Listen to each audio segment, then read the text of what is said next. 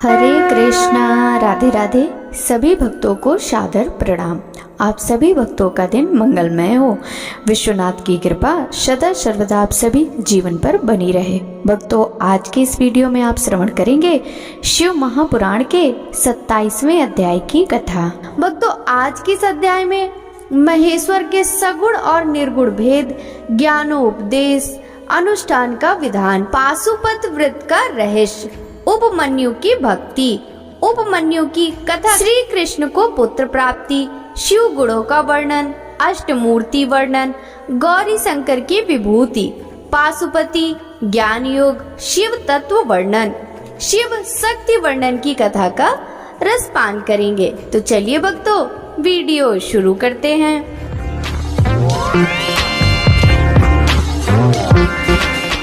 ऋषि बोले, हे वायुदेव, भगवान शिव तो अत्यंत अद्भुत लीलाएं रचने वाले हैं। शिव शक्ति की क्रीड़ा प्रकृति का खेल है। सभी देवता, दानव और मनुष्य देवादिदेव महादेव की कृपा के वश हैं, जबकि वे स्वच्छंद और वैभव संपन्न हैं। भगवान शिव तो सर्वेश्वर हैं।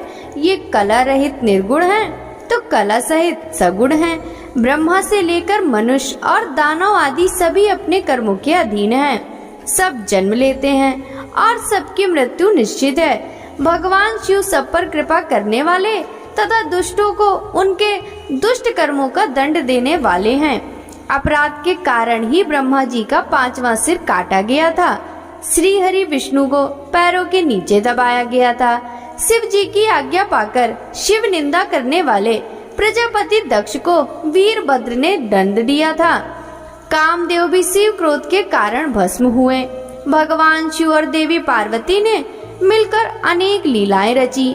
भगवान शिव ने लोक कल्याण के लिए पतित पावनी श्री गंगा जी को अपनी जटाओं में धारण किया।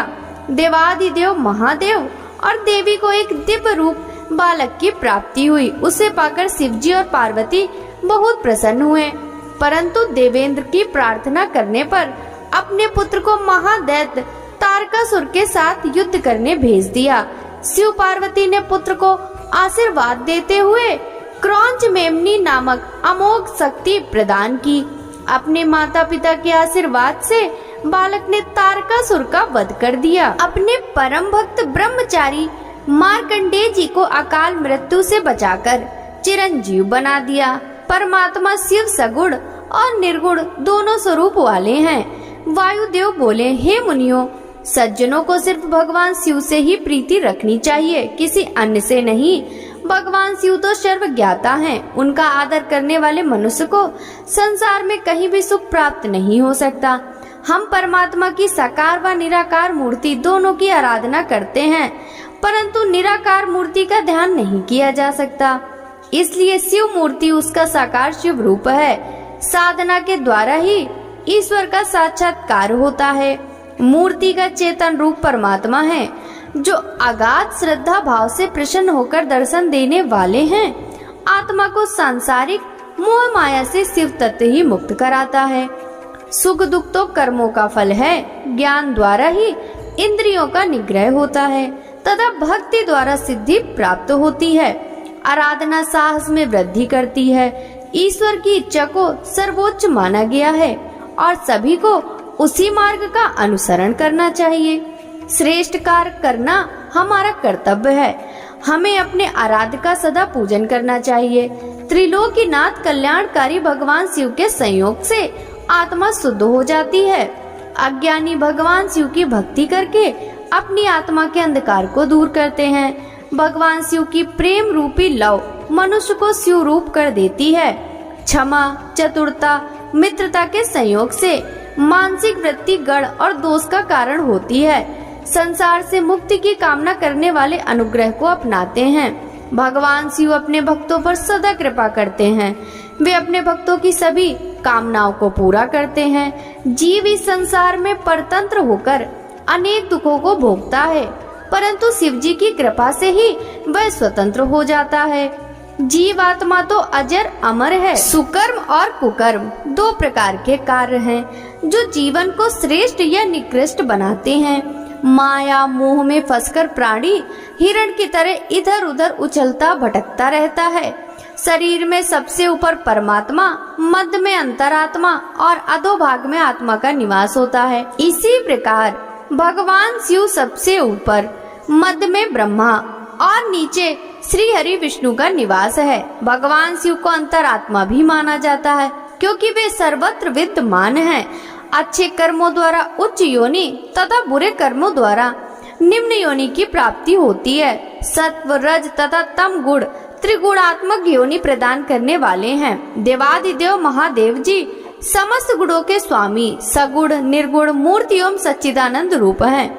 वे पूरे ब्रह्मांड में व्याप्त हैं। मनुष्य जो सदा माया से घिरा रहता है, परमेश्वर शिव की कृपा से ही उसे आवागमन के इस चक्र से मुक्ति दिलाती है।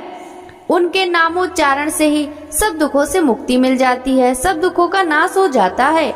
माया से दूर होकर वह शिव कृपा को पा लेता है। अज्ञानी मनुष्य शिव को ईश्वर नहीं मानता और अपना सारा जीवन खो देता है। इसलिए मनुष्य को सदा त्रिलोकीनाथ शिव जी की भक्ति में डूबे रहना चाहिए। वायुदेव बोले, हे मुनियों, प्रत्यक्ष ज्ञान की प्राप्ति हेतु भगवान शिव का पूजन और उनका अनुष्ठान सर्वोत्तम साधन है। इसी के द्वारा मोक्ष की प्राप्ति संभव है। क्रिया, जप, ध्यान और ज्ञान से आराधना का अनुष्ठान किया जाता है। वेदों में धर्म को वर्णित किया गया है। वेदों एवं उपनिषदों द्वारा वर्णित कर्म परम धर्म कहलाते हैं। निर्मल आत्मा वाले धर्म के अधिकारी होते हैं, जबकि सांसारिक जन अधर्मी माने जाते हैं। शिव शास्त्र श्रुति और स्मृति दो प्रकार के हैं। श्रुति में पाशुपत व्रत का परम ज्ञान वर्णित है। कहते हैं कि हर युग में भगवान शिव योगाचार्य के रूप में अवतार लेते हैं और शिव तत्व का प्रचार प्रसार करते हैं। रुद्र, दधीचि, अगस्त्य और उपमन्यु नामक महर्षि पाशुपति व्रत की संहिता के प्रचारक हैं। इसके अनुष्ठान से शिव जी का साक्षात्कार होता है। शिव, महेश्वर, रुद्र, पितामह, विष्णु, संसार, वैद्य, सर्वज्ञ एवं परमात्मा, ये 8 परम कल्याणकारी कारक हैं। शिव तत्व का परम ज्ञान रखने वाले ज्ञानी और विद्वान पुरुष कहते हैं कि संपूर्ण मंगलमय गुणों के आधार व सबके स्वामी सदाशिव कहलाते हैं। प्रकृति व पुरुष इनके अधीन हैं। वे दुखों और दुखों के कारणों का नाश करने वाले हैं। भव रोग को दूर करने हेतु औषधि करने वाले संसार के वैद्य भगवान शिव ही हैं। उन्हें संसार की हर अवस्था का ज्ञान है, इसलिए सर्वज्ञ कहलाते हैं। भगवान शिव के 8 नाम हैं, जिनकी निवृत्ति का कलात्मक ग्रंथि विभेदन करके गुणों के अनुसार आवृत्ति करें। हृदय, कंठ, तालु, भ्रुकुटियों के बीच ब्रह्मरंध्र के साथ 8 रूपों की पुरी को छेद कर सुषुम्ना नाड़ी द्वारा आत्मा का लय करके अपने वमन का संहार करें। उसे शक्ति रूपी अमृत से सींचकर भगवान शिव के चरणों का ध्यान करें। नाभि के मध्य में शिव जी के 8 नाम धारण करें एवं 8 आहुतियां दे। फिर पूर्ण आहुति देकर प्रणाम कर 8 फूल चढ़ाएं। फिर अपनी आत्मा शिव जी को समर्पित करें। इस क्रिया द्वारा परम ज्ञान की प्राप्ति होती है। वायुदेव बोले, हे ऋषि गणों, पाशुपत व्रत को चैत्र मास की पूर्णिमा को करना चाहिए।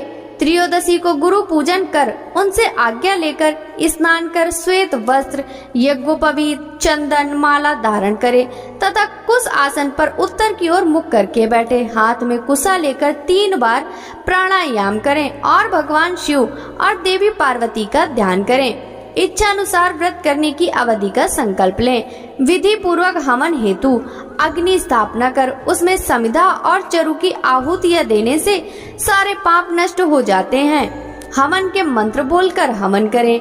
गोबर का गोला बनाकर हवन की अग्नि में डालें। चतुर्दशी को भी इसी तरह पूजन करें, परंतु भोजन न खाएं। पूर्णिमा के दिन वैसे ही पूजन करें तथा रुद्राग्नि को बुझा दें और भस्म को धारण करें। फिर स्नान करते समय पैर धोकर आचमन करें। अग्नि इत्यादि 6 मंत्र बोलें। ओम शिव का जाप करते हुए भस्म धारण करें। त्रयाशु जमदग्नि मंत्र का जाप करते हुए मस्तक पर त्रिपुंड लगाएं। ऐसा करने से मनुष्य पशुत्व से मुक्त हो जाता है।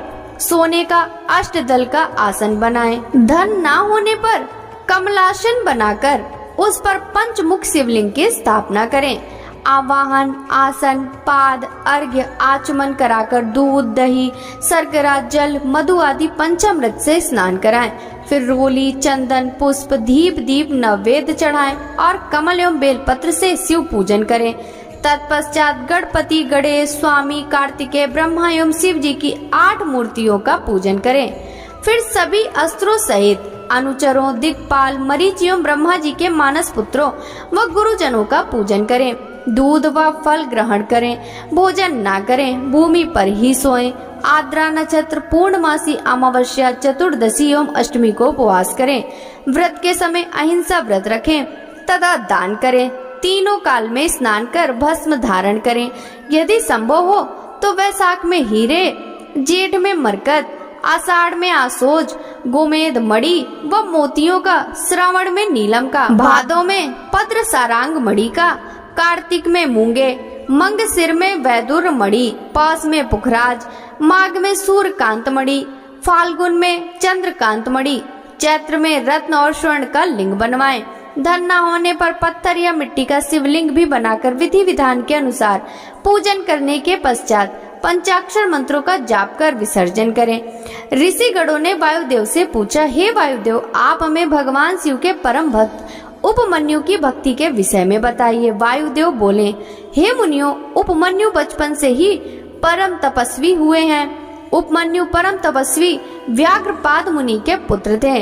भगवान शिव की परम भक्ति के कारण ही इन्हें शिव पुत्र कार्तिक एवं गणेश के समान शास्त्रों के ज्ञान की प्राप्ति हुई। उपमन्यु अभी छोटे बच्चे थे। उनकी माँ उनके पीने के लिए दूध का प्रबंध भी नहीं कर पाती थी। एक दिन जब उपमन्यु दूध पीने के लिए हट करने लगे तो माँ ने भुने पिसे अनाज का आटा घोल कर दिया। उपमन्यु ने उसे पीने से मना कर दिया। वह जान चुका था कि उसकी माँ दूध के नाम पर जो दे रही है वह दूध नहीं है। उपमन्यु ने कहा, यह दूध नहीं है माँ, मुझे दूध चाहिए, मैं दूध ही पीऊंगा।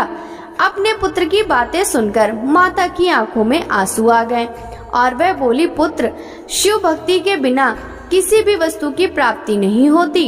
इस संसार में सब कुछ उन्हीं की इच्छा से होता है। भला हम वनों में रहने वालों को दूध कहाँ से मिलेगा? तुम रोना बंद करो, इससे मुझे दुख पहुँचता है। तब अपनी माता के इस प्रकार के वचनों को सुनकर वह बालक उपमन्यु बोला, माते, मैं शिव जी को प्रसन्न करके ही दूध प्राप्त करूंगा। तब माता बोली, बेटा, भगवान शिव तो सर्वत्र विद्यमान हैं।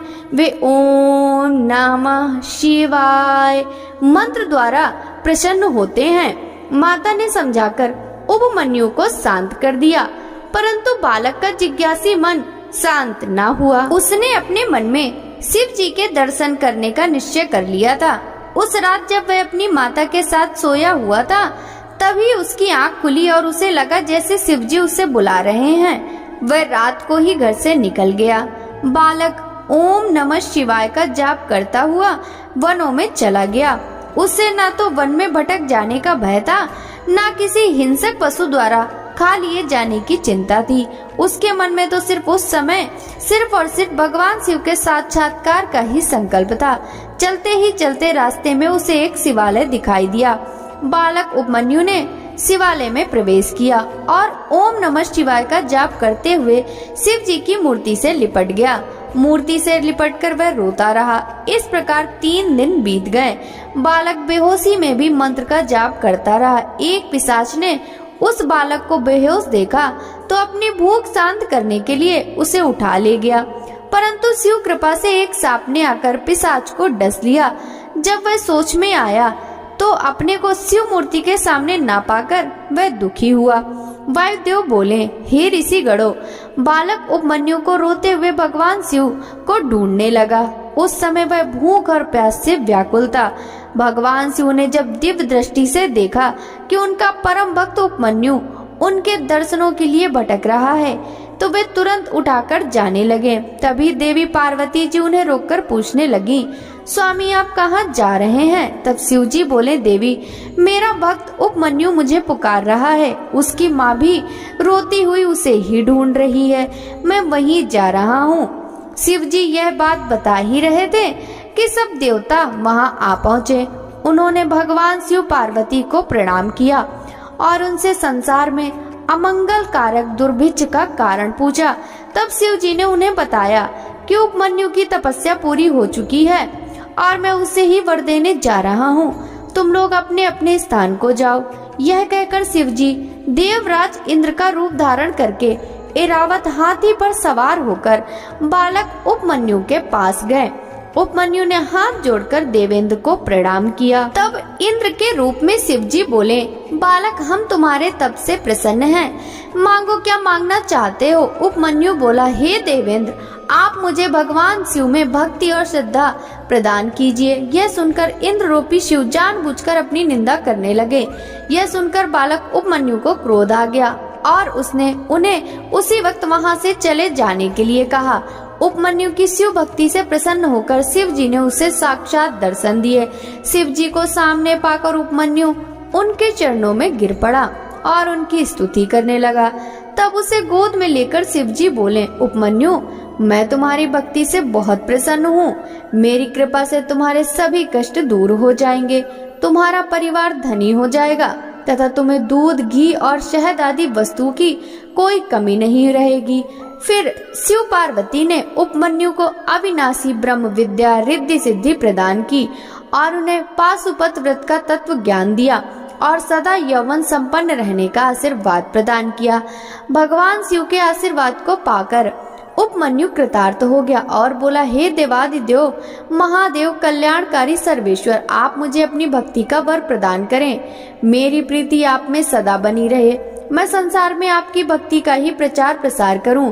शिव जी ने प्रसन्न होकर कहा, बालक, जैसा तुम चाहोगे वैसा ही होगा। तुम्हारी सभी कामनाएं पूर्ण होगी। यह कहकर शिव जी देवी पार्वती सहित अंतर ध्यान हो गए और उपमन्यु प्रसन्नता पूर्वक घर लौट आया। संसार के सृष्टि करता, पालन करता और संहार करता भगवान शिव को प्रणाम कर सूत जी बोले, हे ऋषिगणों, मैंने आपके द्वारा पूछी गई हर कथा को आपको सविस्तार सुनाई है। ये सभी कथाएं अंतःकरण की कालिमा को नष्ट करने वाली हैं। शुद्ध अंतःकरण द्वारा ही देव लीलाओं के रहस्य खुलते हैं तथा उनके प्रति निष्ठा जागती है। बिना देव उपासना के शिव तत्व को नहीं जाना सकता। ऋषिगणों, आप कथा रसिक हैं, यह मैं जान गया हूँ। आप आगे किस कथा के विषय में सुनना चाहते हैं? सूत जी के प्रश्न को सुनकर ऋषि बोले, हे सूत जी, भगवान श्री कृष्ण ने उपमन्यु को दर्शन देकर उन्हें पाशुपत व्रत करने की आज्ञा प्रदान की, परंतु इस व्रत का ज्ञान उन्हें कैसे मिला? यह बात सुनकर वायुदेव बोले, हे ऋषियों, श्री कृष्ण ने अपनी इच्छा अनुसार अवतार लिया और फिर सांसारिक मनुष्यों की भांति पुत्र कामना की प्राप्ति हेतु तपस्या करने मुनियों के आश्रम में पहुँचे। वहाँ उन्होंने जटाजूट धारण किए, भस्म रमाए, त्रिपुंड का तिलक लगाए मुनि उपमन्यु को देखा। श्री कृष्ण ने उनकी 3 परिक्रमा की तथा प्रणाम कर उनकी स्तुति करने लगे। उपमन्यु जी ने श्री कृष्ण को त्रायुषम जमदग्नि मंत्र देकर 12 महीने तक पाशुपत व्रत धारण कराया और पाशुपत व्रत का ज्ञान दिया। श्री कृष्ण ने आश्रम में रहकर 1 वर्ष तक कठोर तप किया। तब प्रसन्न होकर भगवान शिव ने देवी पार्वती सहित उन्हें दर्शन दिए। शिव जी ने श्री कृष्ण की तपस्या से प्रसन्न होकर उन्हें पुत्र प्राप्ति का वरदान दिया और अंतर ध्यान हो गए। वर के प्रभाव से श्री कृष्ण को अपनी पत्नी जाम्बवती से सांब नामक पुत्र की प्राप्ति हुई।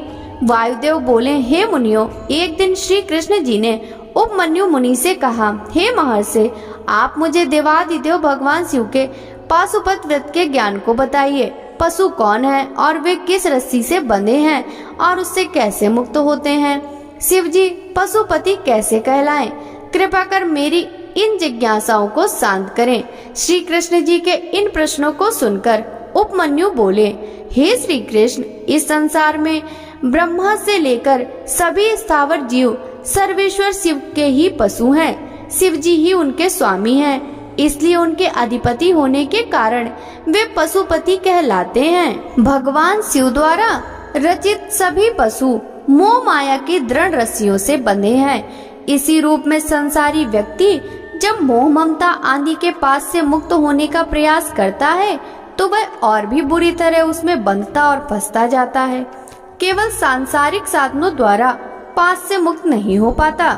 इसके लिए भगवान शिव की कृपा आवश्यक है। अपने भक्तों की आस्था, श्रद्धा और भक्ति पूर्ण उपासना देखकर वे उन्हें माया रूपी रस्सियों से मुक्त कर देते हैं। माया के 24 तत्वों से ही जीव बंधा रहता है। अपने जीवों को इन बंधनों में बांधने वाले स्वयं भगवान शिव ही हैं। वे उन्हें विषयों में बांधकर उनसे अपने कार्य कराते हैं। जो इन विषयों में आसक्त होकर भोगों की कामना से व्यवहार करता रहता है, वह पशुता से मुक्त नहीं हो पाता। जिसे संसार के भोगों में रस नहीं मिलता, वह शिव कृपा से इन पासों से मुक्त हो जाता है। महेश्वर संसार का अनुशासन चलाते हैं तो बाह्य जगत का बाहर से पालन करते हैं और हव कव भी ग्रहण करते हैं। जल जगत में जीवन बढ़ता है और पृथ्वी जगत को धारण करती है। दैत्यों का संहार स्वयं भगवान शंकर करते हैं। देवेंद्र स्वर्ग का संचालन करते हैं। वरुण जल पर शासन करते हैं। ये सब कार्य त्रिलोकीनाथ भगवान शिव के बताए गए मार्ग पर चलकर संपन्न होते हैं। शिव जी का पूजन सद्गति प्रदान करता है। निष्काम भाव से की गई शिव आराधना मनोकामनाओं की पूर्ति के साथ मुक्ति का साधन भी बनती है। मुनि उपमन्यु बोले, हे श्री कृष्ण, भगवान शिव के सगुण साकार मूर्त रूप का विभिन्न ध्यानों में नाना प्रकार से वर्णन किया गया है। ये शिव के व्यष्टि रूप हैं। भगवान शिव ने स्वयं की अंगभूता आदि शक्ति से जब इस सृष्टि की रचना की, उसके बाद वे संपूर्ण ब्रह्मांड में व्याप्त हो गए। शिव ने ही सृष्टि के रूप में अपना विस्तार किया। इस तरह भी कहा जा सकता है, भगवान शिव अपनी मूर्तियों से ब्रह्मांड में व्याप्त हैं।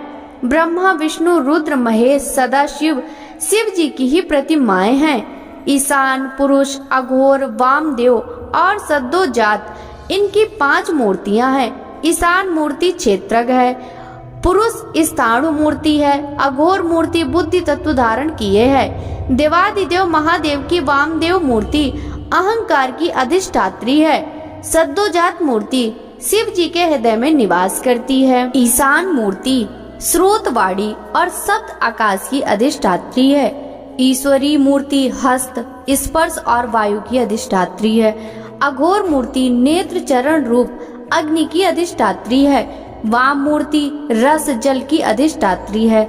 भगवान शिव की 8 प्रतिमाएं हैं। जिस प्रकार माला में फूल गुथे हुए होते हैं, उसी प्रकार शिव जी की मूर्तियों में संसार ग्रथित है। सर्व, भव, रुद्र, उग्र, भीम, पशुपति, ईशान, महादेव ये शिव जी की 8 मूर्तियां हैं। इन्होंने पृथ्वी, जल, तेज, पवन, आकाश, क्षेत्रज, सूर्य और चंद्र को धारण किया हुआ है। शिव जी की 7वीं मूर्ति विश्वधारिका है, वायु का भावी मूर्ति है और जल को धारण किए हुए है। तेजोदीप्त रौद्री मूर्ति जगत में अंदर और बाहर विचरती है। पवन मूर्ति जगत का संचालन करती है। आकाशमिकता मूर्ति पूरे विश्व में व्याप्त है। पशुपति मूर्ति आत्मा की अधिष्ठात्री है। ईशानी मूर्ति जगत को प्रकाश देती है। महादेव जी की मूर्ति अपनी शीतल किरणों से जगत को तृप्त करती है। 8वीं मूर्ति के कारण सारा संसार शिव रूप है। इसीलिए शिव जी का पूजन और आराधन ही भय का नाश कर मोक्ष प्रदान करने वाला एवं समस्त कामनाओं को पूरा करने वाला है। उपमन्यु बोले, हे श्री कृष्ण, अब मैं आपसे स्त्री पुरुष जो महादेव की विभूति हैं का वर्णन करता हूँ। भगवान शिव परम शक्तिमान है। देवी पार्वती उनकी शक्ति है और विश्व उनकी विभूति है। शुद्ध अशुद्ध, पर अपर, चेतन अचेतन सभी स्वाभाविक रूप हैं। शिव जी और देवी पार्वती के वश में यह संसार है। वे ही विश्वेश्वर हैं। भगवान शिव ही संसार के सभी जीवों को भक्ति और मुक्ति देते हैं। माता शक्ति भी शिव जी के समान महाशक्ति हैं। वे चिद रूपा शक्ति हैं जो विश्व को विभक्त करती हैं। वे ही सभी क्रियात्मक शक्तियों को क्रियान्वित करती हैं। देवी पार्वती ही क्षोभ पाकर नाद को पैदा करती हैं। नाद से बिंदु, बिंदु से सदाशिव, उससे महेश्वर और उससे युद्ध विद्या पैदा होती है। ईश्वर की वाणी शक्ति है। इस संसार को रचने वाली शक्ति है। इस संसार में स्त्रियों पुरुषों की विभूति भगवान शिव और देवी पार्वती पर आश्रित है। शिव क्षेत्रज्ञ हैं और देवी क्षेत्र रूपा हैं। पार्वती जी पृथ्वी रूप हैं और शिव जी आकार रूप हैं। शिव समुद्र रूप हैं, तो पार्वती जी तरंग रूपा हैं। हे श्री कृष्ण, इस प्रकार मैंने आपको सर्वेश्वर शिव की विभूति सुना दी। शिव भक्तों को सायुज्य की प्राप्ति होती है और भगवान शिव का भजन कीर्तन करने से समस्त पापों का नाश हो जाता है। उपमन्यु बोले, हे कृष्ण जी, इस संसार में सभी जीव मोह माया के पास में बंधे हुए हैं, इसलिए भगवान शिव के स्वरूप को वे जान नहीं पाते। भगवान शिव के अविकल प्रभावों का वर्णन ऋषि मुनिगण करते हैं। भगवान शिव को अपर ब्रह्म रूप से ब्रह्मात्मक, अनादि अनंत रूप से महादेव तथा भूत इंद्री अंतकर प्रधान विस्मयात्मक में अपरम ब्रह्म एवं चेतनात्मक परम ब्रह्म कहलाते हैं। ये बहुत विशाल है और विश्व का विस्तार करने वाला है और ब्रह्म कहलाता है। विद्या और अविद्या ब्रह्म के रूप हैं। चेतना और अचेतना विद्या विद्या के ही रूप हैं।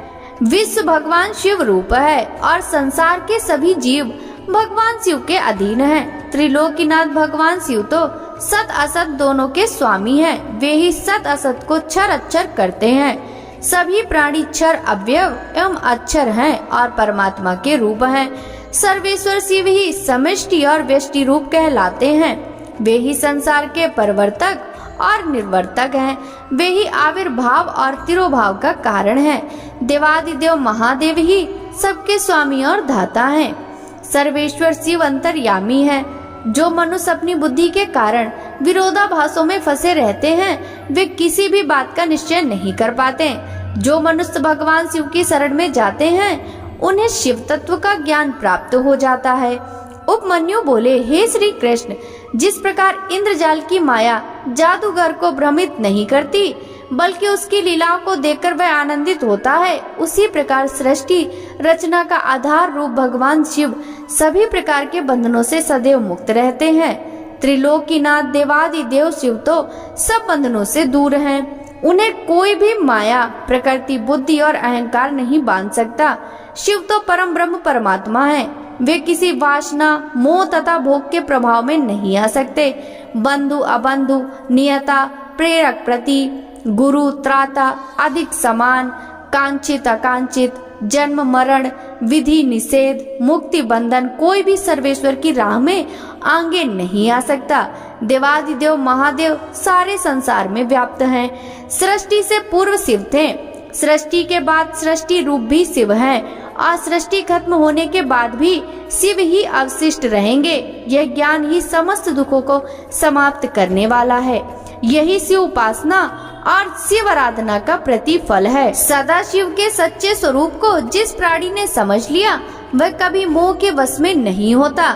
हिरण्यबाहु भी शिव रूप से काल के अग्रभाग हैं। हृदय के मध्य में सर्वेश्वर शिव का ही वास है। जो भगवान शिव का परम भक्त है, उसको संसार में हर मनोवांछित फल की प्राप्ति होती है।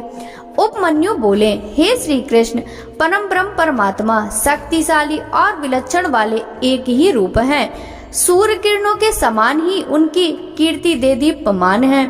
इच्छा, ज्ञान और क्रिया रूप में उनकी अनेक शक्तियां विद्यमान हैं। इसी शक्ति के फलस्वरूप शिव पुरुष हुए और ज्ञानदानी आनंदमयी देवी पार्वती सूक्ष्म शक्ति कहलाई। प्रज्ञा, श्रुति, स्मृति रूपी शिव विद्या है। भगवान शिव ही वैद्य हैं। भगवान शिव की शक्ति विश्व को मोहने वाली और मुक्ति प्रदान करने वाली है। अपने हृदय में शिव शक्ति के स्वरूप का ध्यान करने वालों को परम शांति प्राप्त होती है। शिव शक्ति का तादात्म्य संबंध है। मुक्ति की कामना करने वालों के लिए ज्ञान एवं कर्मों की आवश्यकता नहीं है। मुक्ति तो भगवान शिव और देवी पार्वती के प्रसन्न होते ही प्राप्त हो जाती है। भगवान शिव के प्रसन्न होते ही मुक्ति सुलभ हो जाती है। भगवान शिव की भक्ति उन्हें प्रसन्न करती है। देवादिदेव महादेव जी ने भक्ति भावना रखने वाले जीवों को मुक्ति मिल जाती है। सांग और अनग दोनों सेवा भक्ति कहलाती हैं। सर्वेश्वर शिव की ध्यान साधना तप करने से समस्त कामनाएं पूरी होती हैं। तप, कर्म, जप, ज्ञान, ध्यान और चंद्रायण व्रत तप है। परमेश्वर शिव का नाम जपने एवं चिंतन करने से भगवान शिव की कृपा प्राप्त होती है। शिव शास्त्रों में भी इस ज्ञान का वर्णन है। भक्तों, आगे की कथा का वृतांत हम कल के अध्याय में श्रवण करेंगे। शिव महापुराण की यह कथा यदि आपको अच्छी लगी हो तो इस वीडियो को लाइक कर ज्यादा से ज्यादा भक्तों के साथ शेयर कीजिएगा। साथ ही वीडियो के कमेंट बॉक्स में हर हर महादेव जरूर लिखिएगा, जिससे भगवान शिव देवी पार्वती की कृपा दृष्टि सदा सर्वदा आप पर इसी प्रकार बनी रहे। आपसे मिलते हैं शिव महापुराण के अगले अध्याय की कथा के साथ। तब तक सभी भक्तों को हरे कृष्णा, राधे राधे, हर हर महादेव।